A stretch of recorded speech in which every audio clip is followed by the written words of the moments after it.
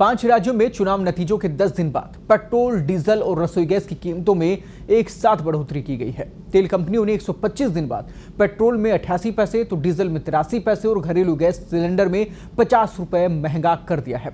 अब जयपुर में पेट्रोल 107 रुपए 94 पैसे प्रति लीटर मिलेगा, डीजल 91 रुपए 53 पैसे प्रति लीटर और घरेलू गैस सिलेंडर 953 रुपए 50 पैसे प्रति सिलेंडर मिलेगा। बढ़ी हुई दरें आज सुबह से लागू हो गई हैं। Federation of LPG distributors association के महासचिव कार्तिकेय गौड़ ने कहा है कि तेल कंपनियों ने एक बार फिर से महंगाई का दौर शुरू कर दिया है। आपको बता दें कि इससे पहले 18 नवंबर 2021 को पेट्रोल और डीजल के दाम बढ़े थे।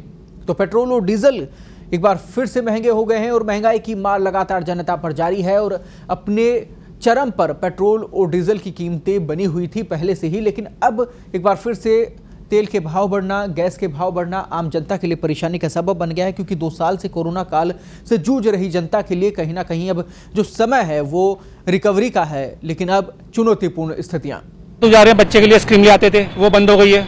टॉफी ले आते थे, चॉकलेट, वो सब कुछ बंद हो गया बच्चों का। सब पेट्रोल में जा रहा है, गैस में जा रहा है। बस क्या आप लगता है कि सरकार को कुछ सोचना चाहिए? सोचना चाहिए, बिल्कुल सोचना चाहिए। गवर्नमेंट नहीं सोचेगी तो कौन सोचेगा? इंडिया की गवर्नमेंट इंडिया के लिए नहीं सोचेगी तो किसके लिए सोचेगी? क्या नाम आपका? आशु।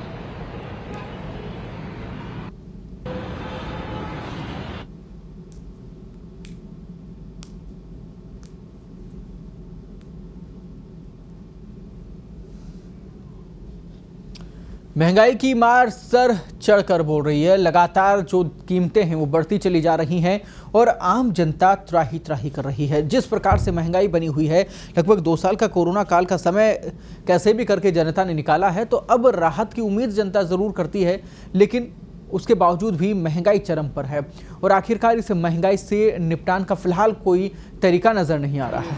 सर एक्चुअली क्या है, जब महंगाई होगी तो हर चीज़ का पड़ेगा। फैक्ट्रियों में जो मशीन वगैरह चलती हैं वो भी पेट्रोल डीजल से ही चलती हैं, तो उस चीज़ को लेके काफ़ी फ़र्क पड़ेगा।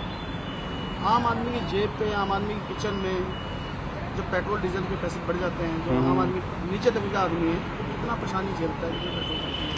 वो तो सर आम आदमी को ही परेशानी झेलनी पड़ती है सारी। अब ये लगा लो कि हर चीज़, मतलब कुछ भी चीज़ महंगी होती है, सबसे ज़्यादा फ़र्क आम आदमी को भी पड़ता है, क्यों रोज़गार ख़त्म हो जाता है। महंगाई होती है तो कंपनी वाले क्या करते हैं, वर्करों को आधों को कर देते हैं, तो उस चीज़ को लेके काफ़ी फ़र्क पड़ता है। क्या नाम आपका? नासिर।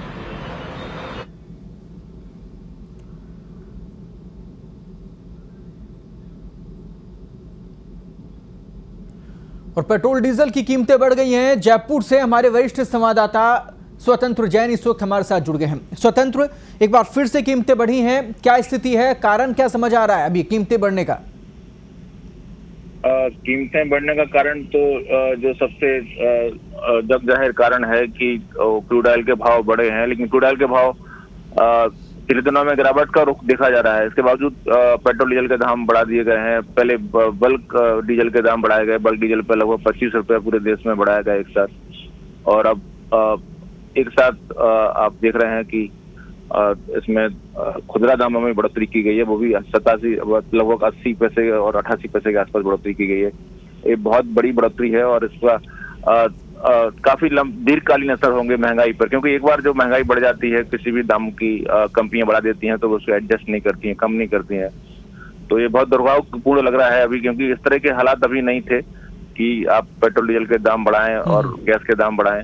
तो क्या आगे भी उम्मीद जताई जा रही है कि आगे और इसके दाम बढ़ सकते हैं? आशंका कहें, उम्मीद तो इसको नहीं कहना चाहिए, आगे भी आशंका है कि बढ़ेंगे, क्योंकि सरकार ने अगर चुनाव के बाद लगभग अगर आप कहें कि 15 दिनों बाद डिसीजन लिया है तो काफी सोच समझ के लिया होगा। कहीं ना कहीं इसके पीछे कुछ रणनीति काम कर रही है कि पहले आपने थोक के भाव बढ़ाया, उसके बाद खुदरा के दाम बढ़ाया, तो एक बार बढ़ाएंगे ऐसा मुश्किल लगता है। मुझे लग रहा है कि ये बढ़ाने का सिलसिला शुरू हो गया है और उम्मीद करना चाहिए कि जल्दी रुक जाए, लेकिन कहाँ रुकेगा अभी मेरा मुश्किल है। उम्मीद करना चाहिए कि एक बार ही बढ़ाए सरकार और एक बार में अगर राहत मिल जाए तो भी मानना चाहिए कि काफी राहत है। लेकिन स्वतंत्र आम जनता का क्या, लगभग 2 साल का समय है जब इस विपरीत परिस्थिति से जनता धीरे धीरे करके बाहर निकल रही है, रोजगार के जो साधन है वो धीरे धीरे वापस से बन रहे हैं, व्यापारी संगठन जो है अपना काम वापस से शुरू करें। ऐसी परिस्थिति में महंगाई की मार कब तक सहेगी जनता? त्राही त्राही कर रही है। क्या सरकारें आंखें बंद किए बैठी हैं क्या?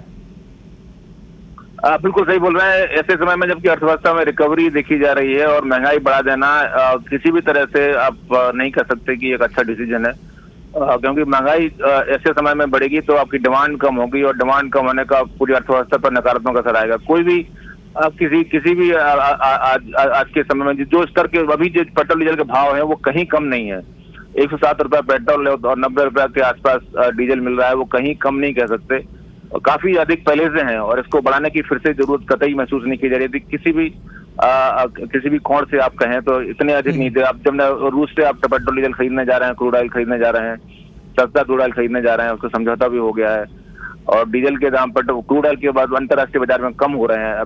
अभी हालांकि 102 जो ब्रेंट क्रूड है वो $102 प्रति बैरल चल रहा है, लेकिन उसके भाव 100 से कम आ चुके हैं और 100 से कम भी पिछले दिनों रुझान देखा गया था।